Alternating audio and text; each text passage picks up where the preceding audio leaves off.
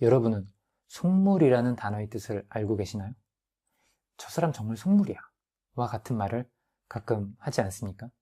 속물인 사람은 다른 사람들을 그 사람이 가지고 있는 위치나 재산으로 그 사람을 판단하는 사람을 의미합니다. 이런 사람들은 어떤 사람이 높은 위치가 없거나 재산이 없으면 그냥 쉽게 무시하는 사람들이에요. 그래서 속물근성이라는 말도 있습니다. 속물근성이 있는 사람은 사람들을 대할 때 그 사람의 인격에 따라 대해주는 것이 아니라 그 사람이 가지고 있는 위치나 영향력에 맞춰서 대해줍니다. 그러니까 속물인 거죠. 이런 것을 보고 평가하기를 인간을 수단이나 도구로 본다고 이야기합니다. 사람을 사람으로 보는 것이 아니라 그냥 도구로 보는 것이죠. 사람을 그냥 도구로 보는 사람들이 이 세상엔 널리고 널렸습니다. 그런 교활한 사람들이 세상에 아주 많아요. 그런 사람들에게 인간 존중을 이야기하게 되면 순진한 사람 취급받습니다. 현실을 모르는 이상주의자 취급을 받을지도 몰라요. 사람들이 자신을 사람 취급하지 않는 것이 너무 싫어서 회사를 그만두는 사람들도 굉장히 많습니다. 제가 아는 한 분은 21세기 폭스코리아라는 유명한 영화사에서 일한 적이 있는데 하청업체들을 여기서 어찌나 쪼아대는지 하청업자들이 21세기 폭스사를 20세기 폭스라고 부른다고 합니다. 이렇게 드러나지 않은 비인간적인 사례들이 우리 사회에 얼마나 잔뜩 있겠습니까? 평등이란 맥락에서 인간 존중이란 인간을 수단이 아닌 목적으로 봐야 한다는 걸 말합니다. 그 사람의 출신이나 위치, 재산과 같은 외적인 조건들을 보고 판단하지 말라는 거예요. 사람을 처음 만났다고 해봅시다. 그럼 상대방이 보통 우리에게 뭘 물어봅니까? 하는 일을 물어보지 않습니까? 그리고 무슨 일을 하는지에 따라 우린 평가받습니다. 우리가 어떤 사람을 만났는데 그 사람의 직업이 교수라고 해보죠. 또 한 사람의 직업은 택시 기사라고 해보죠. 그럼 누구의 의견을 기본적으로 더 존중하겠어요? 출신 배경과 상관없이 사람을 사람으로 보고 그 존재 자체로 귀중하게 여기고 동등하게 여기는 것이 평등함의 토대가 됩니다. 저는 사람들을 판단할 때 판단할 수 있는 유일한 한 가지 기준은 그 사람의 도덕성이라고 강력히 주장합니다. 그 사람이 도덕성이 나빠서 나쁜 짓을 한다면 그런 것들로 그 사람은 비판받을 수 있고 안 좋은 처우를 당연히 당할 수도 있습니다. 그러나 그 사람이 가지고 있는 위치나 재산에 따라 그 사람을 미리 평가해서 재단해버리고 그에 따라 대우한다면 그것은 인간을 존중하지 않는 것이 됩니다. 속물들로 가득 찬 세상에서 사는 것은 정말 끔찍한 일입니다. 우리 모두는 사람들이 우리가 가진 위치나 재산으로 우리를 평가하고 그에 따라 대우해주는 것을 절대 원하지 않을 거예요. 출신 배경과 상관없이 사람을 사람으로 보고 그 존재 자체로 귀중하게 여기고 동등하게 여기는 것이 평등함의 토대가 됩니다. 이런 맥락에서 마틴 부버의 나, 너 이론은 인간 존중과 관련해서 우리가 어떻게 해야 하는지에 대한 심금을 울리는 한 가지 메시지를 전달합니다. 유태인인 마틴 부버는 1, 2차 세계대전이 일어났던 시대에 살았고 나치를 피해 도망 다니는 인생을 살았습니다. 그가 보는 세상은 참으로 암울했을 거예요. 잡히면 수용소로 끌려가는 두려운 세상에서 살았으니까요. 유태인들은 세계대전 당시 엄청나게 박해를 받았던 민족 아니겠어요? 유태인들이 어떻게 박해받았는지 실제 보고 싶으시다면 쉰들러 리스트라는 영화를 꼭 한번 보시기를 추천해 드리겠습니다. 부버는 세상 문제의 원인을 인간성 상실로 보았어요. 저도 정말 그렇게 생각합니다. 세상에 일어나는 대부분의 문제들은 인간이 일으키는 거예요.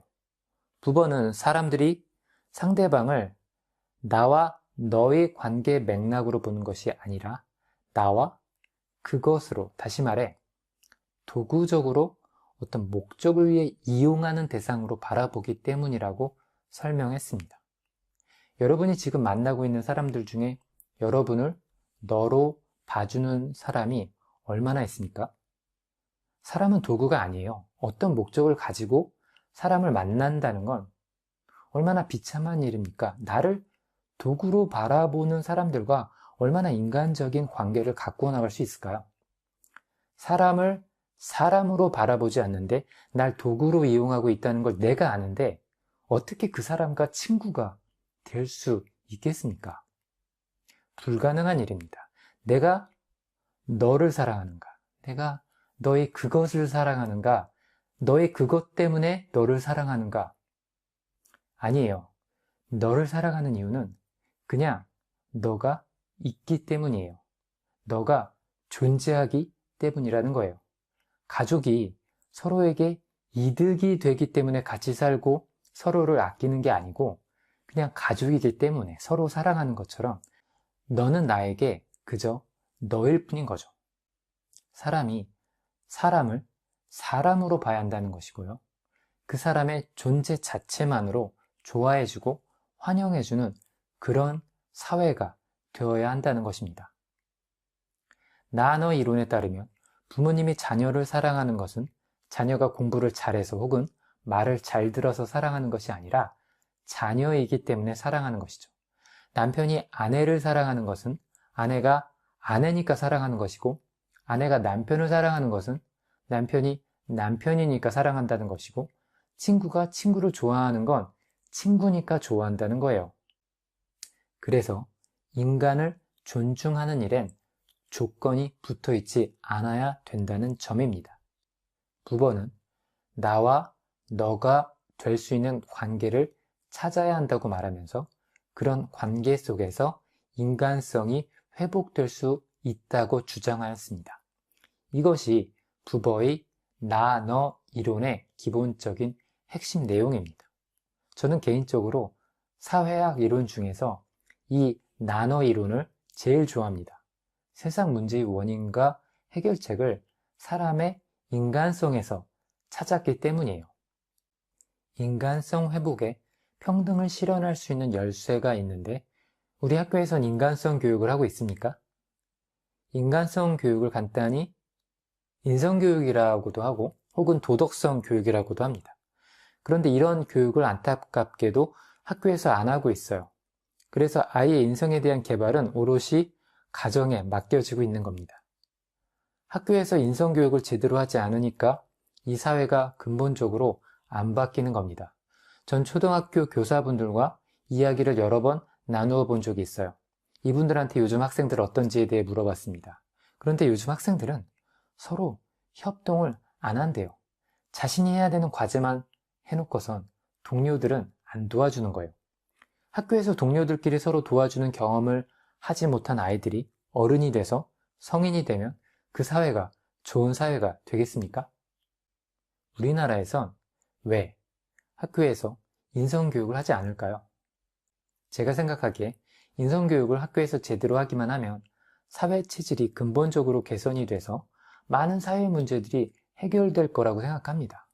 그런데 이 중요한 인성교육을 하지 않아요. 도대체 왜 그럴까요? 정부에서 일단 안 하니까요. 사범대학에 인성교육학과가 있나요? 없잖아요. 제 생각엔 교육부에서 신경 쓰는 건 입시제도밖에 없는 것 같아요. 그리고 일반 국민들도 여기에 가장 큰 신경을 쓰는 것 같고요. 교육학 계열 학문에도 학생들의 인성을 어떻게 개발해야 되는지에 대해 연구하는 학과가 없어요. 인성교육과 관련해서는 전혀 준비가 안 된 거예요. 그래서 인성교육에 대해서 꼭 이슈화가 됐으면 좋겠어요. 혹은 대통령께서 의지를 가지시고 학교에 인성교육 과정을 넣어주셨으면 좋겠습니다. 그래서 부버의 말처럼 학생들이 서로 너로 바라볼 수 있는 교육을 학교에서 할 수 있으면 정말 좋겠습니다. 마지막으로 가슴을 적시는 부버의 말로 강의를 마치도록 하겠습니다.